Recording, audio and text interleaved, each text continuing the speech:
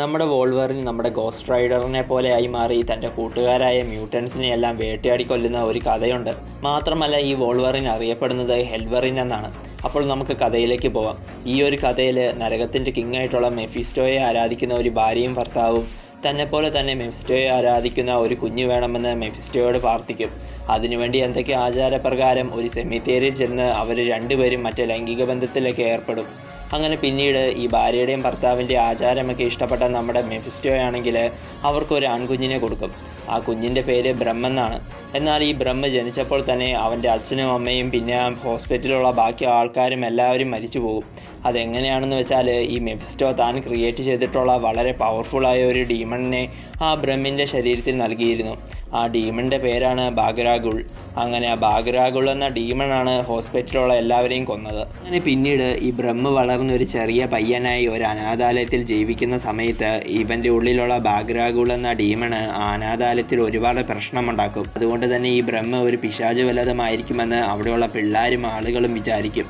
അങ്ങനെ ഒരു ദിവസം ഏഡ എന്ന ഒരു സോഷ്യൽ വർക്കറായ ഒരു പെണ്ണ് ഈ ബ്രഹ്മിനെ പറ്റിയുള്ള കാര്യങ്ങളെല്ലാം അറിഞ്ഞ് ബ്രഹ്മ വല്ല മ്യൂട്ടൻ്റ് ആയിരിക്കുമെന്ന് വിചാരിച്ച് ബ്രഹ്മിനെ നമ്മുടെ ചാൾസ് സേവിയറിൻ്റെ അഥവാ പ്രൊഫസർ എക്സിൻ്റെ മ്യൂട്ടൻസിന് വേണ്ടിയുള്ള മറ്റേ കെട്ടിടത്തിൽ കൊണ്ടുപോയി ചേർക്കുവാനായി ചെല്ലുമെങ്കിലും ഈ ബ്രഹ്മിൻ്റെ മൈൻഡ് റീഡ് ചെയ്ത് നോക്കിയ പ്രൊഫസർ എക്സ് ബ്രഹ്മ ഒരു മ്യൂട്ടൻ്റ് അല്ല എന്നും പക്ഷേ ഭയങ്കര അപകടകാരിയാണെന്നും മനസ്സിലാക്കുന്നു. അതുകൊണ്ട് തന്നെ ചാൾസ് ബ്രഹ്മിനെ തൻ്റെ സ്ഥാപനത്തിലേക്ക് എടുക്കുന്നില്ല. പക്ഷെ ബ്രഹ്മിന് ചാൾസിൻ്റെ ആ കെട്ടിടം ഒരുപാട് ഇഷ്ടമായി. അതുകൊണ്ട് തന്നെ അവിടെ ചേരാൻ പറ്റാത്തതിൻ്റെ സങ്കടവും ദേഷ്യവും ബ്രഹ്മിന് ഭയങ്കരമായി ഉണ്ടായിരുന്നു. അതുകൊണ്ട് തന്നെ തിരിച്ച് അനാഥാലയത്തിൽ ചെന്ന ബ്രഹ്മ തൻ്റെ മുറിയിലുള്ള അനാഥ പിള്ളേരെയെല്ലാം കൊന്ന് അവരുടെ ശരീരം പേടിപ്പെടുത്തുന്ന ഡിസൈനിൽ അലങ്കരിച്ചു വെക്കും. എന്നിട്ട് നേരെ ഈ ബ്രഹ്മ ഒറ്റയ്ക്ക് രാത്രിയിൽ ചാൾസിൻ്റെയും ബാക്കിയുള്ളവരുടെ അടുത്തേക്ക് ചെന്നിട്ട് അവരെല്ലാവരെയും അറ്റാക്ക് ചെയ്യും. നമ്മുടെ വോൾവറിൻ മാത്രമാണ് ബ്രഹ്മിനോട് പിടിച്ചു നിന്ന് ബ്രഹ്മിനെ അവിടുന്ന് ഓടിച്ചു വിടുന്നത്. അങ്ങനെ നമ്മുടെ വോൾവറിൻ ഈ ബ്രഹ്മ കാരണം ആരും മരിക്കാതിരിക്കുവാനായി ബ്രഹ്മ എന്ന ചെറുക്കനെ ഇല്ലാതെയാക്കുവാനായി ബ്രഹ്മിൻ്റെ പുറകെ പോകുമ്പോഴാണ് ആദ്യമായി നമ്മുടെ ഗോസ്റ്റ് റൈഡറിനെ വോൾവറിൻ കാണുന്നത്. ഈ ബ്രഹ്മ എന്ന ചെറുക്കനെ പറ്റിയുള്ള കുറച്ച് കാര്യങ്ങൾ സ്വയം മനസ്സിൽ കണ്ട് ബ്രഹ്മിനെ തടയുവാനാണ് ഗോസ്റ്റ് റൈഡർ അഥവാ ജോണി ബ്ലേസും ബ്രഹ്മിനെ തേടി ഇറങ്ങിയത്. അങ്ങനെ ആദ്യമായി ഗോസ്റ്റ് റൈഡറിനെ കണ്ട വോൾവറിൻ ഇത് ബ്രഹ്മ ആയിരിക്കുമെന്ന് വിചാരിച്ച് ഗോസ്റ്റ് റൈഡറിനോട് ഫൈറ്റ് ചെയ്യുമെങ്കിലും പിന്നീട് അവർ തമ്മിലുള്ള തെറ്റിദ്ധാരണകളെല്ലാം മാറി അവർ നല്ല കൂട്ടുകാരായി മാറും. ബ്രഹ്മിനെ അന്വേഷിച്ച് അവർ രണ്ടുപേരും പിന്നീട് ഒന്നിച്ചാണ് യാത്ര ചെയ്യുന്നത്. പക്ഷെ എത്ര അന്വേഷിച്ചിട്ടും ആദ്യമൊന്നും ബ്രഹ്മിനെ കണ്ടെത്തുവാൻ വോൾവറിനും ഗോസ്റ്റ് റൈഡറിനും സാധിക്കില്ല. ആ ബ്രഹ്മ എന്ന ചെറുക്കനെ ആ ഏഡ എന്ന് പറഞ്ഞ പെണ്ണ് എടുത്ത് സ്വന്തം മകനായി വളർത്താനായി തുടങ്ങും.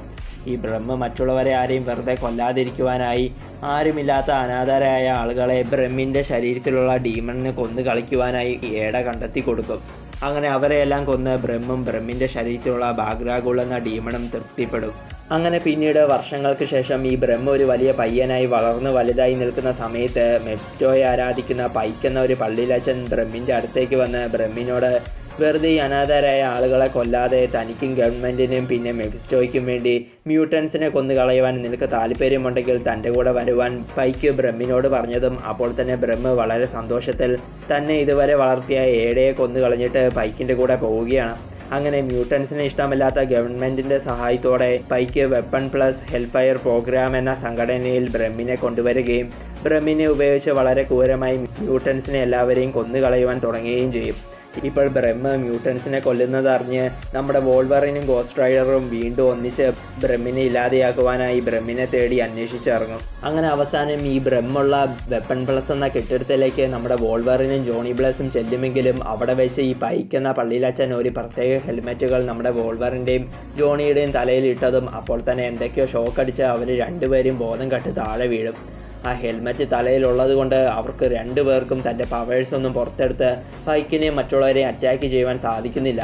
മാത്രമല്ല പൈക്ക് എന്ന പള്ളിയിലച്ചൻ ബ്രഹ്മിൻ്റെ ശരീരത്തിലുള്ള ബാഗ്രാഗുൾ എന്ന ഡീമണിനെ ബ്രഹ്മിൻ്റെ ശരീരത്തിൽ നിന്നും വോൾവറിൻ്റെ ശരീരത്തിലേക്ക് ഇടും. അതെന്താണെന്ന് വെച്ചാൽ ഈ ബ്രഹ്മിന് ഇപ്പോൾ തൻ്റെ ശരീരത്തിലുള്ള ഡീമൺ ഒരു ശാപമാണെന്ന ഒരു ചിന്തയുണ്ടായിരുന്നു.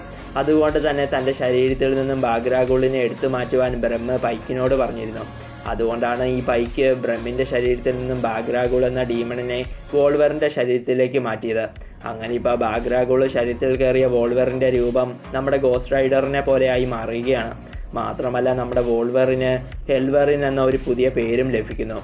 അങ്ങനെ ഈ ഹെൽവറിനെ മറ്റേ ഹെൽമെറ്റ് ഉപയോഗിച്ച് കൺട്രോളിലെടുത്ത് പൈക്ക് മ്യൂട്ടൻസിനെ കൊല്ലാനായി ഹെൽവറിനെ അയക്കും. ഗോസ്റ്റ് റൈഡറിൻ്റെ ബൈക്കും എടുത്തുകൊണ്ടാണ് ഹെൽവറിൻ മ്യൂട്ടൻസിനെ വേട്ടയാടി കൊല്ലാനായി പോകുന്നത്. അങ്ങനെ മ്യൂട്ടൻസിനെ എല്ലാം നമ്മുടെ ഹെൽവറിൻ കൊന്നുകൊണ്ടിരിക്കെ വോൾവറിൻ്റെയും ഗോസ്റ്റ് റൈഡറിൻ്റെയും കൂട്ടുകാരായ ജെഫ് ബാനിസ്റ്ററും ചാലിയായും വെപ്പൺ പ്ലസ് എന്ന കെട്ടിടത്തിൽ വന്ന് ആദ്യം നമ്മുടെ ജോണി ബ്ലേസിനെ രക്ഷിക്കും.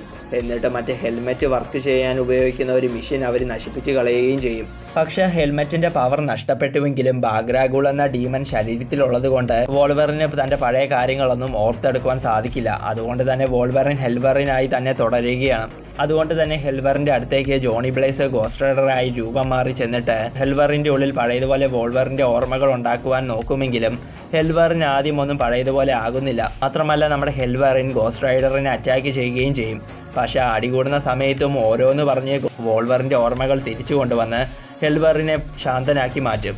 പക്ഷേ ബ്രെമ്മിൻ്റെ ആവശ്യപ്രകാരം വീണ്ടും ബ്രെമ്മിൻ്റെ ദേഹത്ത് ബാഗ്രാഗുളിനെ മാറ്റുവാനായി ഹെൽവറിൻ്റെ അടുത്തേക്ക് വന്ന പൈക്ക് വേഗം ഹെൽവറിൻ്റെ ദേഹത്തു നിന്നും ബാഗ്രാഗുളിനെ ബ്രെമ്മിൻ്റെ ദേഹത്തേക്ക് മാറ്റുവാനായി തുടങ്ങിയതും ഹെൽവറിൻ അഥവാ നമ്മുടെ വോൾവറിൻ അതിന് സമ്മതിക്കുന്നില്ല.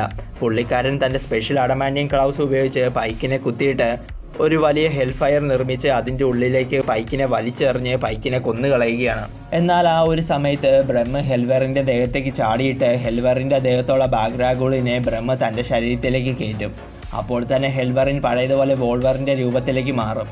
മാത്രമല്ല ഇപ്പോൾ ബാഗ്രാഗുളായി രൂപം മാറി വോൾവറിനെയും തന്നെയും അറ്റാക്ക് ചെയ്യുവാൻ നോക്കുന്ന ബ്രഹ്മിനെ അപ്പോൾ തന്നെ നമ്മുടെ ഗോസ്റ്റ് റൈഡർ തൻ്റെ ഡാമിനേഷൻ സ്റ്റെയർ അഥവാ ഈ ഗോസ്റ്റ് റൈഡർ ആരുടെങ്കിലും കണ്ണുകളിൽ നോക്കുമ്പോൾ ആളുകളെല്ലാവരും അവരുടെ തെറ്റുകളെല്ലാം ഓർത്ത് മരിക്കുന്ന ആ പവർ ഉണ്ടല്ലോ, ആ പവർ ഉപയോഗിച്ച് ഗോസ്റ്റ് റൈഡർ ബാഗ്രാഗുളിനെയും ബ്രഹ്മിനെയും നശിപ്പിക്കും.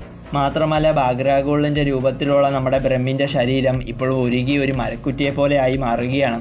അങ്ങനെ പ്രശ്നങ്ങളെല്ലാം മാറിയതും അപ്പോൾ തന്നെ വോൾവറിന് പിന്നെ ഗോസ്റ്റ് റൈഡറും പിന്നെ അവരുടെ കൂട്ടുകാരായ ജെഫ് ബാനിസ്റ്ററും ചാലിയയും വെപ്പൺ പ്ലസ് എന്ന കെട്ടിടം പിന്നീട് നശിപ്പിച്ച് കളയുകയും ചെയ്യുന്നു. അങ്ങനെ ഇപ്പോൾ പ്രശ്നങ്ങളെല്ലാം തീർന്നുവെങ്കിലും മറ്റേ മരക്കുറ്റിയായി നിൽക്കുന്ന ബ്രഹ്മിൻ്റെ ശരീരത്തിൽ ഒരു കാക്ക വന്ന് കൊത്തുമ്പോൾ അവിടെ ബ്രഹ്മിൻ്റെ അഥവാ ബാഗ്രാഗുളിൻ്റെ ഒരു കണ്ണ് തെളിഞ്ഞു വരികയാണ്. അതിനർത്ഥം ബ്രഹ്മ അഥവാ ബാഗ്രാഗുൾ മരിച്ചിട്ടില്ല എന്നാണ്. അങ്ങനെ ഈ കഥ ഇവിടെ അവസാനിക്കുന്നു.